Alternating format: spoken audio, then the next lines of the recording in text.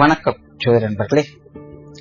2025 வருடத்தில் சனி வக்ர பலன், அதாவது இந்த வருடம் ஜூலை 15 தேதியிலிருந்து நவம்பர் 30 வரைக்கும் சனியானது மீன ராசியில வக்ரகதியில சஞ்சாரம் செய்துட்டு வரும். அதாவது வக்ரகதிங்கிறது அந்த ராசியிலிருந்து பின்னோக்கி செல்வது மாதிரியான ஒரு மாய தோற்றம் தான். பட் அந்த நிலைகளுக்குமே பாத்தீங்கன்னா எல்லா ராசிகளுக்குமே பலன்கள் அப்படிங்கிறது உண்டு. தவிர இந்த வருடம் இந்த வக்ர காலகட்டங்கள்ல பாத்தீங்கன்னா செப்டம்பர் மாதம் சூரிய கிரகணம் இருக்கு. அந்த கிரகணத்தினுடைய நிலைகளுமே பாத்தீங்கன்னா சனியினுடைய அமைப்பும் ஒரு பார்ஷியான நிலையில அமைஞ்சிருக்கும். தவிர மற்ற கிரகங்களும் பாத்தீங்கன்னா இந்த காலகட்டங்கள்ல சனிக்கு அப்படியே ஆப்போசிட்ல தான் டிராவல் பண்ணிட்டு வருவாங்க, குருவை தவிர்த்து. ஏன்னா குரு வந்து சனிக்கு 4ஆம் இடத்துல மிதுன ராசியில சஞ்சாரம் செய்துட்டு வராங்க. சோ பொதுவாக இந்த மாதிரியான கிரக நிலைகள் ஏற்படும் பொழுது பெரும்பாலும் எல்லா ராசிகளிலுமே கண்டிப்பாக மாற்றங்கள், ஏற்ற இறக்கங்கள் அப்படிங்கிறது இருந்தே தீரும். அதுவும் ஸ்பெசிபிக்கா சொல்லணும் அப்படின்னா நாரதர் கழகம் நன்மையில முடியும் அப்படிங்கிற மாதிரிதான் இந்த வக்ர காலகட்டமானது செயல்படும்.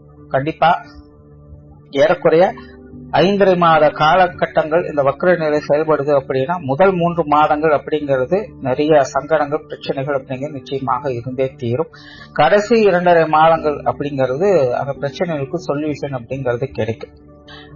அண்ட் பொதுவாகவே கிரகங்கள் வக்ர நிலை பெறுது அப்படின்னா அந்த கிரகங்களுடைய நிலைகளுக்கு ஏற்ப பழைய பிரச்சனைகள் திரும்பி பார்க்க போகுது அப்படின்னு தான் அர்த்தம். அதாவது விட்டகுறை தொட்டகுறைங்கிற மாதிரி நிறைய விஷயங்கள் நடக்கும். இதுல வந்து பாசிட்டிவான விஷயங்களும் அடங்கும், நெகட்டிவான விஷயங்களும் அடங்கும். அதுலயும் ராசி நிலைகளுக்கு தகுந்த மாதிரியான மாற்றங்கள் அப்படிங்கிறது இருக்கும். பட் பொதுவான வகையில பாத்தீங்கன்னா சுப விசேஷங்கள் அப்படிங்கும் போது இந்த திருமண அமைப்புகள், தொழில், வேலை மற்றும் ஜீவனம் சம்பந்தப்பட்ட விஷயங்கள், வெளிநாடு தொடர்புடைய விஷயங்கள், பொருளாதார நிலைகள் வரக்கூடிய ஏற்ற இறக்கங்கள், உடல்நலம் சார்ந்த விஷயங்கள், இப்படி சுப விசேஷங்கள், சுபத்தன்மைகள்ல எடுத்துக்கலாம்.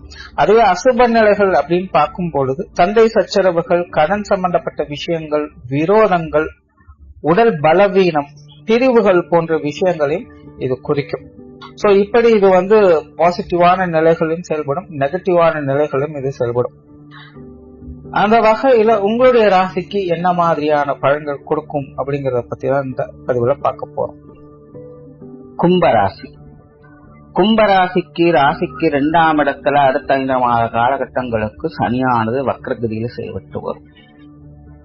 சனியை பொறுத்த வரைக்கும் கும்பராசிக்கு ராசிக்கு அதிபதியாகவும் 2ஆம் இடத்தின் அதிபதியாகவும், அதாவது மோட்ச அதிபதி, விரையாதிபதினு சொல்லலாம். இந்த இடங்களுக்கு அதிபதியாக வரக்கூடியவங்க. ஜெனரலாகவே ராசி அதிபதிகள் வக்ரம் பெறாங்க அப்படிங்கும் பொழுது அந்த ராசிக்காரங்களுக்கு மைண்ட்ல கொஞ்சம் கன்ஃபியூஷன்ஸ் இருக்கத்தான் செய்யும். சில விஷயங்கள்ல தடுமாற்றங்கள், குழப்பங்கள் போன்ற விஷயங்களை அதிகமாக பார்க்கப்படும். எல்லாமே இது சரியா தவறா அப்படின்னு புரிஞ்சுக்க முடியாது. எல்லாம் கரெக்டா தான் போய்கிட்டு இருக்கும். ஆனாலும் இது நல்லபடியா நடந்துருமா நடக்காதா அப்படிங்கிற ஒரு விதமான அந்த பதற்ற நிலை அப்படிங்கிறது பெரும்பாலும் அது காணப்படும். இது எல்லா விஷயங்கள்லயுமே காணப்படும். எதை செஞ்சாலுமே சரி, ஐயோ முடிஞ்சிருமா முடியாதா, நல்லா இருக்குமா இருக்காதா, ஐயோ செஞ்சுட்டோம் இது கரெக்டா இருக்குமா இருக்காதா, அவங்க அப்படி சொல்லிட்டாங்க நம்ம இப்படி செஞ்சுட்டோம் இது சரியா இருக்குமா இருக்காதா அப்படின்னு பலவித சிந்தனைகள், குழப்பங்கள் உள்ளுக்குள்ள போய்கிட்டே இருக்கும். சோ நார்மலா பாத்தீங்கன்னா இந்த வக்ர காலகட்டங்கள்ல இந்த ராசி அதிபதி வக்ரம் ஏற்படக்கூடிய நிலைகள்ல இது அதிகமாக தென்படும். சில ஞாபக மறதிகள் போன்ற விஷயங்களும் இந்த காலகட்டங்கள்ல பார்க்கலாம். ஒரு விஷயத்த இப்படி செய்யணும்னு முன்னாடியே எல்லாத்தையும் அட்ரஸ் பண்ணி வச்சிருப்போம். ஆனா அந்த நேரம் போகும்போது அந்த விஷயத்தை விட்டு இன்னொரு விஷயத்துல நம்ம செயல்பட்டு இருப்போம். சோ இந்த மாதிரியான சில ஞாபக மறதிகள் போன்ற விஷயங்கள் கூட இந்த காலகட்டங்கள்ல அதிகமாக இருக்கும். சோ அப்படி கும்பராசிக்கு பாத்தீங்கன்னா ராசி அதிபதி மட்டுமல்ல, விரையாதிபதி 12ஆம் இடத்தில் மோட்ச அதிபதியும் சேர்ந்து 2ஆம் இடத்துல வக்ரகதியில் செயல்படுறது இந்த காலகட்டம் கும்பராசிக்காரங்க கொஞ்சம் கவனமாக இருக்கணும். இப்ப இந்த காலகட்டங்கள்ல தேவையில்லாத விரயங்கள், அலைச்சல்கள், செலவுகள் போன்ற விஷயங்கள் அதிகமாக இருக்கும். தெரிஞ்சுதான் செய்யணுமா தெரியாம செய்யணுமானே புரியாது. குடும்பத்துக்குள்ள ஏதோ ஒரு வகையில விரயங்கள், செலவுகள் அதிகமா இருக்கும். அதே போல குடும்ப காரியங்கள்ல பாத்தீங்கன்னா ஏதோ ஒரு வித பதற்றமான சூழ்நிலைகள், அதாவது நல்லா தான் இருக்கும். ஆனா நம்ம அப்படி நினைச்சுக்கிறது, இப்படி ஆயிருக்குமோ அப்படி ஆயிருமோ இதாயிருமோ அதாயிருமோ, இவங்க இப்படி இருக்காங்க அப்படி இருக்காங்க, ஐயோ திடீர்னு உங்களுக்கு முடியாம போயிருக்கு, ஒருவேளை உங்களுக்கு இப்படி இருக்குமோ அப்படி இருக்குமோ, பலவித குழப்ப எண்ணங்கள் அப்படிங்கிறது மனசுக்குள்ள போய்கிட்டே இருக்கும். சோ சின்ன சின்ன அசௌகரியங்கள் அப்படிங்கிறது இருக்கத்தான் செய்யும். பட் அதை வந்து பூதாகரமாக பாவிக்கிறது அப்படிங்கிறது ஒரு பிரச்சனை. இந்த மாதிரியான விஷயங்களுக்கு மன அமைதியை கடைபிடிக்கிறது தான் ஒரே சொல்யூஷன். முடிஞ்ச அளவுக்கு இந்த யோகா, தியானம் போன்ற விஷயங்கள்லாம் ஈடுபட்டு வர்றது நல்லது. குடும்பத்துக்குள்ள வீண் விரயங்கள், செலவுகள் போன்ற விஷயங்களும் அதிகமாக இருக்கும். 10 ரூபா கொடுத்து வாங்க வேண்டிய பொருளையே 15 ரூபா கொடுத்து வாங்கிட்டு வர வேண்டிய சூழ்நிலை அப்படிங்கிறது ஏற்படலாம். ஸோ இந்த மாதிரியான விஷயங்கள்லாம் கொஞ்சம் கவனம் எடுத்துக்கங்க. முடிஞ்ச அளவுக்கு வீண் விரயங்கள், செலவுகள் போன்ற விஷயங்களை கவனம் எடுத்து ஒரு தடவை பல தடவை யோசிச்சு எந்த ஒரு செலவுகளையும் செய்துவாங்க. வரவு செலவு கணக்குகளை சரியாக மெயின்டைன் பண்ணுங்க. சும்மா கண்ணில் பார்க்கறதையும் காதல கேட்கறதையும் வாங்கணுங்கிற அவசியம் இருக்காது. ஆனா மனம் தூண்டும். இவங்க வாங்கியிருக்காங்க, அவங்க வாங்கியிருக்காங்க, இல்ல வெளியிடங்களுக்கு போய் ஏதோ ஒரு விஷயங்களை பார்க்கறோம், நல்லா இருக்கு, சரி வாங்கலாம், அது தேவையோ தேவையில்லையோ ஆனா வாங்கணும் அப்படின்னு நினைக்கும். இல்ல வீட்டுல இருக்கிறவங்களுக்கே வாங்கி கொடுக்கலாம்னு தோணும். குழந்தைகளுக்கு ஏதாவது வாங்கி கொடுக்கலாம், கணவருக்கோ மனைவிக்கு ஏதோ ஒன்று வாங்கி கொடுக்கலாம் அப்படின்னு திடீர்னு எதையோ பார்த்து ஒரு எண்ணம் உருவாகலாம். பட் அதனுடைய யூசேஜ் இருக்குதா இல்லையா அப்படிங்கறதே புரியாது. சோ இந்த மாதிரி தேவையின் அடிப்படையில சில விஷயங்களை வாங்கலாம். ஆனாலும் அதனால தற்போதைய நிலையில பிரயோஜனம் இருக்கா இல்லையா அப்படிங்கிற புரியாத தேவையில்லாத வீண் செலவுகள் விரயங்கள் அதிகமா இருக்கும். ஸோ இந்த மாதிரியான விஷயங்கள், காரியங்கள் கொஞ்சம் கவனமாக இருங்க. அதே போல வீட்டுக்குள்ள பாத்தீங்கன்னா சில பொருள்களுக்கு பழுது பார்க்கக்கூடிய நிலைகள் அப்படிங்கிற இந்த காலகட்டங்கள் இருக்கலாம். அதன் மூலமாக வீண் விரயங்கள், செலவுகள் போன்ற விஷயங்கள் அதிகமா இருக்கும். அதனால பொருட்களை கையாளும் போது கொஞ்சம் கவனமாக கையாளுங்க.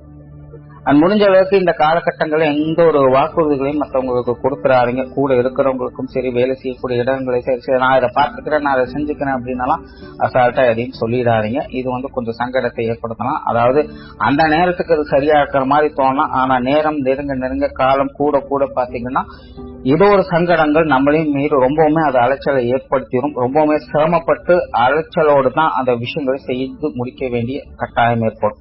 அதாவது காரியத்தை முடிச்சிருவீங்க, அதுல எந்த பிரச்சனையும் கிடையாது. ஆனா அதுக்காக நீங்கள் பெறக்கூடிய அந்த சிரமம் அப்படிங்கிறது ரொம்ப அதிகமா இருக்கும். இதுக்கு இவ்வளவு எஃபர்ட் போடணுமா அப்படின்னு யோசிக்கக்கூடிய வகையில் இந்த விஷயங்கள் இருக்கும். அதாவது சுருக்கமா கும்பராசிக்காரங்க புரிஞ்சுக்க வேண்டியது என்னன்னா, இந்த வக்ர காலகட்டம் என்பது உங்களுடைய காரியங்கள், விஷயங்கள் வகையில உங்களுக்கு சாதகமான பலன்கள் தான். பெரும்பாலும் வழக்கமான விஷயங்கள் தான் எல்லாமே போய்கிட்டு இருக்கும். ஆனா உங்களுடைய மனநிலையில குழப்பங்கள், தெளிவற்ற நன்மை போன்ற விஷயங்களால ஏற்படக்கூடிய சங்கடங்கள் தான் அதிகம். அதனால எந்த ஒரு விஷயங்கள், காரியங்களும் நீங்க செயல்படுறதுக்கு முன்னாடி ஒண்ணுக்கு பல தடவை யோசிச்சு செயல்படுறதுனால அது உங்களுடைய நம்பிக்கைக்குரிய உங்களோட ஆலோசித்து செயல்படுறது. சும்மா எனக்கு தெரியும் நான் பண்ணிடுறேன் அப்படின்னு அசால்ட்டா நீங்க எப்போ போல இறங்குனீங்க அப்படின்னா இந்த காலகட்டங்கள்ல உங்களுக்கு கொஞ்சம் சங்கடத்தை ஏற்படுத்தும். அதனால கொஞ்ச நாளைக்கு கொஞ்சம் அமைதி காட்டி நிதானத்தை இருக்கிறது நல்லது. அதே போல உடல்நலம் சார்ந்த விஷயங்களும் இந்த காலகட்டங்கள்ல கொஞ்சம் கவனம் தேவை. கொஞ்சம் உடல் அலைச்சல்கள், உடல் சோர்வுகள் அப்படிங்கிறது இருக்குதான் செய்யும். குறிப்பா மன ரீதியான தாக்கங்கள் இந்த காலகட்டங்கள்ல அதிகமாகவே இருக்கும். குடும்பத்துக்குள்ள கொஞ்சம் பிரஷர் தரக்கூடிய விஷயங்கள் இருக்கும். பட் எதுவுமே வந்து முழுமையான சங்கடம் அப்படிங்கிறது கிடையாது. கொஞ்சம் தைரியத்தோடும் நம்பிக்கையோடும் குடும்ப விஷயங்கள், காரியங்கள் ஈடுபடுறது நல்லது. அதே போல குடும்ப உறவுகளுக்குள்ளேயும் பாத்தீங்கன்னா கொஞ்சம் கான்ட்ரவர்சியான நிலைகள் அப்படிங்கிறது இருக்கும். அது எதையுமே சிரிச்ச முகத்தோட சந்தோஷத்தோட செய்ய முடியாது. நமக்கு பிடிச்சிருக்கு அப்படின்னாலும் எதையும் செய்ய முடியாது. கொஞ்சம் கடிந்து கொண்டு சங்கடத்தோடு தான் குடும்ப உறவுகள்கிட்டயே பேசவோ பழகவோ ஏதாவது காரியங்கள் ஈடுபடவோ முடியும். அதாவது பிள்ளையும் கிள்ளி விட்டு தொட்டிலையும் ஆற்றுறது அப்படின்னு சொல்லுவாங்க. ஸோ அந்த மாதிரிதான் இந்த குடும்ப உறவு நிலைகளுடைய நிலைகள் அப்படிங்கிறது இருக்கும். திருமண அமைப்புகள், புத்திரபாக்கிய அமைப்புகள் கும்பராசிக்காரங்களுக்கு இந்த காலகட்டங்கள்ல சிறப்பாகவே இருக்கு. இது சார்ந்த விஷயங்கள சாதகமான அமைப்புகளை எதிர்பார்க்கலாம். விட்டு போன விஷயங்கள் கூட திரும்பவும் கைகூடுவதற்கு வாய்ப்புகள் இருக்கு. கணவன் மனைவி உறவுகளுக்குள்ள ஏதாவது பிரிவுகள் ஏற்பட்டிருந்தாலும் அது திரும்பவும் சரியாவதற்கு வாய்ப்புகள் இருக்கு. மற்ற கிரகங்களுடைய நிலைகளின் அடிப்படையில் பார்க்கும்போது கும்பராசிக்காரங்களுக்கு இந்த கணவன் மனைவி உறவுகளுக்கும் கொஞ்சம் கான்ட்ரவர்சி நிலை இருந்துகிட்டு தான் இருக்கும். என்னதான் அவங்க தங்கமே எடுத்து செஞ்சாலும் கூட நமக்கு அது பித்தளையாத்தான் தெரியும். அப்படிப்பட்ட சூழ்நிலைகள் இருக்கிறதுனால முடிஞ்ச அளவுக்கு கொஞ்சம் வாழ்க்கை துணையை அனுசரிச்சு போய்க்கிறது நல்லது. அவங்க மேல குற்றம் குறை சொல்றதுக்கு எதுவும் இல்லை. அவங்க சூழ்நிலைகள் அப்படித்தான் இருக்கு. அதை வந்து நம்ம தான் புரிஞ்சுட்டு அனுசரிச்சு போய் ஆகணும். சோ கணவன் மனைவி உறவுகள் நார்மலாகவே பாத்தீங்கன்னா கொஞ்சம் ஏற்ற இறக்கங்களோடு தான் போய்கிட்டு இருக்கு. தவிர இந்த வக்ரகதியும் சனி அடையறதுனால இந்த காலகட்டங்கள்ல கொஞ்சம் ஏற்ற இறக்கங்கள் இருக்கத்தான் செய்யும். பட் இருந்தாலும் பெரிய அளவு சங்கடம் இருக்காது. பழைய சங்கடங்கள் தவிர்த்துட்டு மீண்டும் இணைந்து செயல்படக்கூடிய அமைப்புகள்லாம் இந்த காலகட்டங்களில் ஏற்படும். பட் அப்படி ஒரு அமைப்பு ஏற்பட்டாலும் கூட மீண்டும் பிரச்சனைகள் வராமல் பார்த்துக்க வேண்டியது நம்ம கையில தான் இருக்கு. ஏன்னா இதுக்கு மற்ற கிரகங்களுடைய நிலைகள் கொஞ்சம் தாக்கத்தை ஏற்படுத்துது. ஆனா இந்த காதல் சம்பந்தப்பட்ட விஷயங்களும் ஈடுபாடுகள் இருக்கு. நிறைய பேருக்கு இந்த காதல் திருமணங்கள் இந்த காலகட்டங்கள்ல கொஞ்சம் கைகூடிதான் வரும். பட் இருந்தாலும் எல்லாரும் கன்வின்ஸ் பண்றது அப்படிங்கிறது கொஞ்சம் சங்கடத்தை ஏற்படுத்தும். கூட இருக்கிறவங்க வகையில சங்கடங்கள் அப்படிங்கிறது ஏற்படுத்தும். இந்த காதல் விஷயங்கள்லாம் கொஞ்சம் கவனம் எடுத்துக்கோங்க. தொழில், வேலை, உத்தியோகம் சார்ந்த விஷயங்கள் இந்த காலகட்டங்கள் ஒரு அளவான நிலைகள் தான். புதிய விஷயங்கள் மற்றும் புதிய காரியங்கள பெருசா ஈடுபாடுகள் இருக்காது. வழக்கமான விஷயங்கள், காரியங்களை ஏதோ அப்படி மெயின்டைன் பண்ணி போய்க்கலாம். வெளியூர் மற்றும் வெளிநாடு சமாச்சாரங்களும் இந்த காலகட்டங்களும் ஒரு அளவான நிலைகள் தான் செயல்பட்டு இருக்கும். சோரால கும்பராசியை பொறுத்த வரைக்கும் இந்த சனியின் வக்கர காலகட்டம் என்பது உங்களுடைய விஷயங்கள், காரியங்கள் வகையில சாதகமான அமைப்புகளை எதிர்பார்க்கலாம். உங்களுடைய தேவைகள் என்பது பூர்த்தியாகிட்டு இருக்கும். பட் இருந்தாலும் உங்களுடைய மனநிலையில் ஏற்படக்கூடிய குழப்பங்கள், சஞ்சல நிலைகளின் காரணமாக வாழ்க்கை ஏதோ நிலைகளை கொடுத்துக்கிட்டு இருக்கு அப்படிங்கிற மாதிரியான ஒரு மாயையில இருந்து வருவீங்க. சோ இதெல்லாம் நீங்க தான் பார்த்து கண்ட்ரோல் பண்ணி இருந்துக்கணும். நன்றி, வணக்கம், வாழ்க வளமுடன்.